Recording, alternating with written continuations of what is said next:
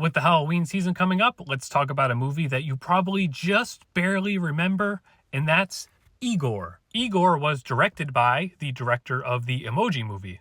So there you go. And it was written by a guy who worked on American Dad, Community, and wrote a little bit of the script for the MCU Spider-Man movies. So kind of like Tale of Despero, which I talked about in a previous video, this is a movie that was advertised like crazy in like 2008 when it came out, but nobody ever talked about it. I had to watch the trailer to remind myself like what it was even about, but it's a pretty typical tropey thing. Like Igor is just like trying to prove himself. Like nobody thinks he can be an inventor, but then he becomes an inventor, that kind of thing. But obviously what really makes this stand out is it's got great Halloween-y vibes and like honestly pretty good animation and overall just a great art style. It's got that very perfect like cute macabre Tim Burton sort of like a German expressionism type of look to it. So even if it doesn't have the most like polished or detailed animation, the art style overall is pretty good and holds up well. When I was looking for the trailer, I remember that there was like one joke that was always in every commercial. I think it was this.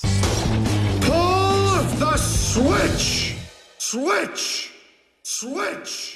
Switch! Do not yell at me. Please pull the switch. Wait, why does he get to pull the switch? Stop. You can both pull the switch. I feel like there was also a joke where like the brain jar guy would like get hit and then he would like say like old radio music or something. And now this is a weird point, but absolutely some of you out there are for sure going to comment this, but like, isn't this guy kind of like an undiscovered Tumblr sexy man? Especially if you watch a trailer or listen to his voice, he's got like a very Onceler kind of handsome voice. And he's just kind of quirky. He's a nice guy. He's got big cute eyes. He's got little froofy hair. I'm sure there's plenty of people that like have a weird, this is their hear me out. Hopefully your hear me out isn't like this rabbit guy, which the whole time I thought was a cat, but just looking up the movie now, I guess he's a rabbit. My personal, very specific memory of this movie is my first time ever going to a Five Below.